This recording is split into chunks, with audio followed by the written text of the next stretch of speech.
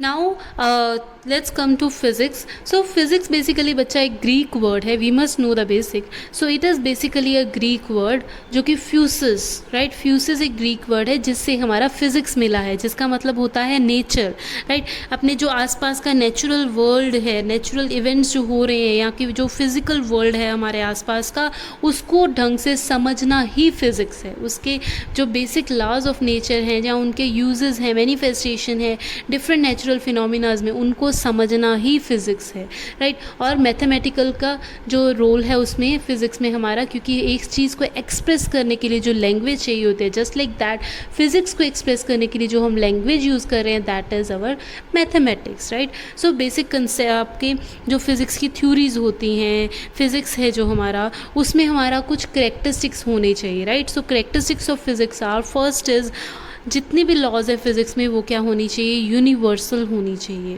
Right. As I told you previously कि same रहनी चाहिए, यूनिवर्सली एक्सेप्टेड होनी चाहिए हर जगह पर, हर टाइम पे, हर ऑब्जेक्ट के लिए. ये नहीं है कि अलग ऑब्जेक्ट्स के लिए या अलग मासेस के ऑब्जेक्ट्स के लिए वो कुछ डिफरेंट आपका लॉ हो जाए या वो वैलिड ना हो, नहीं. वो हर प्लेस पे, हर टाइम पे, हर ऑब्जेक्ट के लिए वैलिड होनी चाहिए जो जो फिज़िक्स की लॉज आपकी होती हैं. Second characteristics of physics is concepts are ever dynamic. Ever dynamic मतलब keep on changing, right. Change होते रहते हैं, स्टैटिक नहीं है, राइट. जो थ्योरीज आज हैं, हो सकता है कुछ फ्यूचर साइंटिस्ट उस पर वर्क करें, राइट, और उसकी थ्योरीज में कुछ मॉडिफिकेशन आ जाए, कुछ चेंजेस आ जाएं, कुछ थ्योरीज चेंज भी हो जाएं, राइट. सो एवर डायनामिक है, हम उन्हें स्टैटिक नहीं बोल सकते हैं कि हाँ अगर मोशन ये हमें आपका ये थ्योरी मिली है तो वो ही वैलिड रहेगी आने वाले कुछ सेंचुरीज़ में. हो सकता है वो रहे स्टैटिक, बट वो एवर डायनामिक है. नए नए कंसेप्ट्स होते रहते हैं, राइट. सो उससे नई नई थ्योरीज बनती रहती हैं, तो वो चेंज होते रहता है कंसेप्ट में. Next which is very important, 2 marks में अक्सर आता है बच्चे, characteristics of physics is unification, right. Unification is की जो सेम लॉ है डिफरेंट फिनोमिनाज के लिए यूज़ हो रही है, राइट. सेम कॉमन लॉ आपके एक्सप्लेन कर रही है डिफरेंट फिनोमिनाज को. जस्ट अगर हम एग्जाम्पल लें ग्रेविटेशन का, right. Newton's law of gravitation है जो हमारी, वो यूज़ होती है मोशन ऑफ मून अराउंड अर्थ या motion of all the planet individually. जितने भी प्लैनेट्स हैं वो सन के अराउंड कैसे रिवॉल्व होते हैं उनको एक्सप्रेस करने में, राइट. या फिर जो एप्पल फॉल डाउन हुआ था हमारा, राइट, उसके लिए भी हम सेम लॉ यूज़ करते हैं, that is Newton's law of gravitation, right. Gravity. So आपका क्या है, इस प्रोसेस को हम कहते हैं यूनिफिकेशन की. सेम एक ही थ्योरी को हम यूज़ कर रहे हैं डिफरेंट आपकी डिफरेंट फिनोमिनाज को समझने के लिए. Now next characteristics of physics is reduction in physics, right. अब अगर आपको क्या है, अब बच्चा आपने देखा होगा डिस्कवरी पे अक्सर, अगर कार बना रहे हैं, है ना, तो ऐसा तो नहीं है एक ही बार में पूरी की पूरी कार डिज़ाइन कर दी, नहीं. डिफरेंट पार्ट्स बनाए, स्मॉल पार्ट्स बनाए और उनको असेंबल करके हमने क्या है, पहले चेसी जुड़ा, फिर इंजन, देन उसका आपका बॉडी होता है, देन विंडोज़ लगती हैं, डोर्स लगती हैं, राइट. डिफरेंट पार्ट्स को बना के हम क्या करते हैं, पूरी कार मैन्युफैक्चर हो जाती है. जस्ट लाइक दैट फिज़िक्स में भी क्या है बच्चा, किसी एक बिगर कॉम्प्लिकेटेड जो आपका सिस्टम है उसको बनाने के लिए हम क्या करते हैं, उसके सिंपलर पार्ट्स को समझते हैं, सिंपलर पार्ट्स को यूज़ करते हैं, देन उन्हें कंपाइल करते हैं, देन हमारा बिग थ्योरीज को हम समझ पाते हैं, राइट. जैसे कि आपका अगर इसी कंसेप्ट को हम कहते हैं रिडक्शन इन फिजिक्स, यानी कि रिड्यूस करके स्मॉलर पार्ट्स को समझ के आपने क्या किया, बिग पार्ट को, कॉम्प्लिकेटेड सिस्टम्स को या बिगर कॉम्प्लिकेटेड सिस्टम्स को आप समझ रहे हैं, राइट. जैसे कि टेम्परेचर और इंटरनल एनर्जी बहुत ही बेसिक से कंसेप्ट हैं, राइट. बट उनको हम यूज़ करते हैं पूरी की पूरी एक फिज़िक्स की ब्रांच दैट इज़ थर्मोडायनामिक्स, उसको समझने के लिए, राइट. या फिर जो मॉलिक्यूलर कंसिस्टेंट्स हैं, आपके मॉलिक्यूलर लेवल बहुत स्मॉल रहता है, as you know micro level है, और जो बल्क सिस्टम्स का मॉलिक्यूलर कॉन्स्टेंट्स हैं उनको समझते हैं हम फिज़िक्स की सेकेंड जो ब्रांच है हमारी काइनेटिक थ्योरी या फिर स्टैटिक मैकेनिज्म हम जिसे कहते हैं, उसको समझने के लिए. सो बल्क सिस्टम या कॉम्प्लिकेटेड जितनी भी थ्योरीज हैं उनको समझने के लिए जब हम स्मॉलर कॉन्स्टिट्यूएंट्स को यूज़ करते हैं, that is called our reduction in physics. Reduce step by step हम समझते हैं या अपने बिग कॉम्प्लिकेटेड सिस्टम्स को समझने के लिए. Now there are 2 topics, that is classic physics and modern physics. Modern physics को बेसिकली हम क्वांटम फिज़िक्स भी बोलते हैं, राइट। क्लासिकल फिज़िक्स बेसिकली जैसे आपको नाम से ही लग रहा है क्लासिकल डांस या, राइट। सो जो पहले यूज़ होती थी 1900 ईयर यानी कि 20th सेंचुरी से पहले जो फिज़िक्स आपकी यूज़ होती थी, old method of physics, that is our classical physics, जिसके बारे में हम अपना 11th और 12th में काफ़ी ज़्यादा पढ़ते हैं, राइट। इसकी 2 ब्रांचेज़ हैं बच्चा, 4 ब्रांचेज़ हैं टोटल, 2 ब्रांचेज़ हैं, जो कि first is mechanics and second is thermodynamics. In 2 branches को हम अपने 11th की सिलेबस में कंप्लीट करते हैं in depth, and 2 other branches are that is electrodynamics and optics. इसको हम अपनी क्लास 12th के सिलेबस में अच्छा पूरी डेप्थ में पहुंच के इसको कवर करते हैं, right. And modern physics basically बच्चे आपका माइक्रो लेवल फिज़िक्स है। इसमें हम एटम्स की बात करते हैं, सब एटम्स की बात करते हैं, न्यूक्लियस की बात करते हैं, और इसको भी हम, जो क्वांटम फिज़िक्स है आपकी, इसको भी हम क्लास 12th में अच्छे से पढ़ते हैं, डेप्थ में पढ़ते हैं।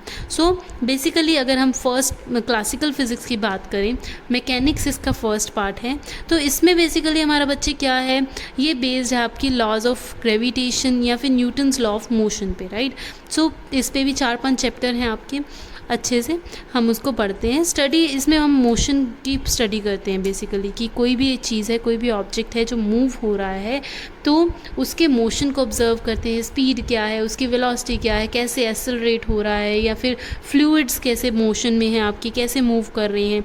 इसमें जो बॉडी रहेंगी बच्चे रिजिड रहेंगी, इसमें हम पार्टिकल लेवल पे नहीं पहुंचते हैं। जो बॉडी है हम उसको लेते हैं कि वो टाइटली बाउंड है, डिफरेंट पार्टिकल से मिलके बनी हुई है, पूरी बॉडी की बात करते हैं, और डीफॉर्मेबल बॉडी है उसमें, right. Second branch of classical physics is our thermodynamic.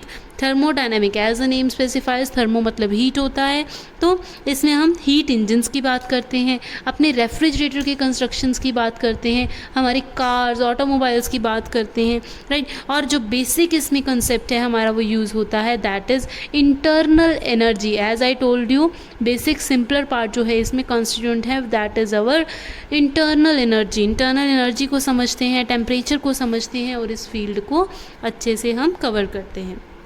Car के इंजन्स का समझना, कैसे वर्क करते हैं, वर्क डन कितना है हमारे ईट इंजन का, डिफरेंट उसके साइकिल्स क्या हैं, हमारा रेफ्रिजरेटर कैसे वर्क कर रहा है, कौन सा उसमें आपका एजेंट यूज़ हो रहा है, राइट, वर्किंग सब्सटेंस क्या है, वो चीज़ हम सब आपका थर्मोडायनामिक्स में पढ़ते हैं। नाउ द थर्ड जो आपका टाइप है आपका क्लासिकल फिजिक्स में, that is electrodynamic. As the name specify, electric plus magnetic, आपका इलेक्ट्रोडायनामिक, इलेक्ट्रोमैग्नेटिक भी बोलते हैं इसको, राइट। सो इसमें हम इलेक्ट्रिकल फिनोमिनास का, इलेक्ट्रिक चार्ज के बारे में, इलेक्ट्रिक फील्ड के बारे में, मैग्नेटिक फील्ड, मैग्नेटिक करंट में सब कुछ आपका इसमें आता है, आपका चार्जेस, मैग्नेटिक बॉडीज़ के बारे में। इसमें जो मेन साइंटिस्ट थी जिन्होंने इसका आपको हेल्प किया इसको समझने के लिए, दैट इज़ कॉलम है आपके, ऑर्स्टेड हैं, एम्पियर एंड फेराडे, राइट। इन सब ने आपका क्या है, इन सब की कंट्रीब्यूशन से ही हमें ये ब्रांच ऑफ फिजिक्स मिला है, दैट इज़ इलेक्ट्रोडायनामिक या फिर जो इलेक्ट्रोमैग्नेटिक, जिसे आप 12th क्लास में अच्छे से इन डेप्थ में पढ़ते हैं। Next is optics. As you know, optics का मतलब होता है लाइट, राइट। सो ये बेसिकली ब्रांच जो है आपका लाइट के बारे में, आइज़ के बारे में, आपका microscope, telescope, reflection, refraction, diffraction, lenses के बारे में, इस चीज़ के बारे में हम इसको अच्छे से पढ़ते हैं। ये भी आपका क्लास 12th में हम इन डेप्थ पढ़ते हैं। सो बेसिकली बच्चा, इस फील्ड में हम क्या है, अपने पार्टिकल्स के बारे में बात नहीं कर रहे हैं, इस फील्ड में हम बात कर रहे हैं मैक्रोस्कोपिक लेवल पे, राइट, लार्जर लेवल पे बात कर रहे हैं। सो क्लासिकल फिजिक्स बेसिकली आपका मैक्रो लेवल पे काम करता है, राइट। अब मॉडर्न फिजिक्स की अगर बात करें तो जो 20th सेंचुरी के बाद हमें फिजिक्स मिला, दैट इज़, या फिर क्वांटम फिजिक्स, जिसे हम, जो मॉडर्न तरीका है हमारा फिज़िक्स का समझने का, काफ़ी ज़्यादा ये स्टडी जो है आपका आजकल ट्रेंड में है। सो रिसेंट स्टडीज़ हैं मॉडर्न फिज़िक्स, जिसमें हम एटम, सब एटॉमिक पार्टिकल के अंदर भी हम न्यूक्लियर लेवल की बात करते हैं, इसमें न्यूक्लियस की, राइट। सो डील करता है जो डिफरेंट कॉन्स्टिट्यूएंट्स हैं, स्मॉलर पार्ट्स ऑफ मैटर हैं, उनका मिन्यूट स्केल के ऊपर बात चलता है इसमें। राइट। और हमारा क्या है, ये माइक्रोस्कोपिक ग्रुप में आता है, राइट। इसमें हम स्ट्रॉन्ग एटॉमिक जो आपके फोर्सेस हैं उसके बारे में, या जो वीक फोर्सेस हैं उनके बारे में आपका बात करते हैं, न्यूक्लियस, प्रोटॉन, एटम्स, उनके बारे में बात करते हैं। नाउ नेक्स्ट टॉपिक इज़, 3 आपके ग्रुप्स हैं फिजिक्स के main. First is macroscopic group, second is microscopic group and third is mesoscopic group, right. First आपका मैक्रोस्कोपिक, एज हमने अभी किया है कि आपका मैक्रोस्कोपिक में क्या है, क्लासिकल फिजिक्स आती है बेसिकली। इसके क्या है बच्चे, जो फिनोमिनाज हैं उनको हम परफॉर्म कर सकते हैं लेबोरेटरीज़ में, या फिर टेरेस्ट्रियल लेवल पे आप देख सकते हैं, या फिर एस्ट्रोनॉमिकल स्केल पे अगर हम बात करें तो आपका क्लासिकल फिजिक्स आपकी यूज़ होती है, जिसमें आपके 4 ब्रांचेस, जिसके बारे में हमने अभी शॉर्ट में पढ़ा है। First is mechanics, second is electrodynamics, third is thermodynamics and the fourth one is optics के बारे में हम इसमें बात करते हैं। सेकेंड पार्ट अगर हम लें तो second is microscopic group of physics. Micro as a name specifies कि हम इसमें स्मॉल चीज़ के बारे में, जैसे कि पार्टिकल के, एटम्स के बारे में, न्यूक्लियस के बारे में, या फिर आपके मॉलिक्यूल्स के बारे में बात करते हैं, उनके बारे में अच्छे से इन डेप्थ हम समझते हैं। So this is basically microscopic group of physics, जिसे हम क्वांटम फिजिक्स या मॉडर्न फिजिक्स भी बोलते हैं। Now the third one, that is mesoscopic group of physics. Mesoscopic basically बच्चे इंटरमीडिएट, इन दोनों के बीच में क्या है, ग्रुप है फिजिक्स का, जिसमें हम ना तो बहुत ज़्यादा बड़ी चीज़ों लार्जर लेवल पे, ना ही बहुत ज़्यादा स्मॉल लेवल पे बात करते हैं। दिस जो ग्रुप ऑफ फिज़िक्स है वो, this will work in intermediate level between micro and macro. इसमें हम ना तो बहुत ज़्यादा स्मॉल लेंस के बारे में बात करेंगे, राइट, ना ही बहुत ज़्यादा लार्ज लेंस की बात करेंगे, राइट। इसमें हम स्मॉल क्वांटिटीज़, जैसे कि इंटरमीडिएट क्वांटिटीज़, जैसे कि फ्यू टन्स के बारे में, ना तो बहुत ज़्यादा है ना ही बहुत कम है। 100 ऑफ एटम्स के बारे में, ना ही बहुत ज़्यादा है ना ही बहुत कम है। एक कंटेनर में हमने 100 ऑफ एटम्स भरे, उनके बारे में हम उनका केस स्टडी करेंगे कि क्या उनकी स्पीड्स हैं, क्या उनका रिएक्शन है आपस में, कितना उनका मोशन है, कैसे वो कोलाइड हो रहे हैं, इन सब चीज़ों के बारे में हम बात करते हैं, राइट। उसके बाद बच्चा आपका फिज़िक्स में एक टेबल है 1.1, वो आपको थोड़ा सा ओवरव्यू ले लेना है। अक्सर उसमें से क्वेश्चन पूछा जाता है 1 मार्क्स में, तो वो आपको थोड़ा सा ओवरव्यू ले लेना है, राइट। सो फिज़िक्स कैसे रिलेटेड है आपका केमिस्ट्री, बायो, मैथ और एस्ट्रोनॉमी से, ये भी टॉपिक आपको करना है।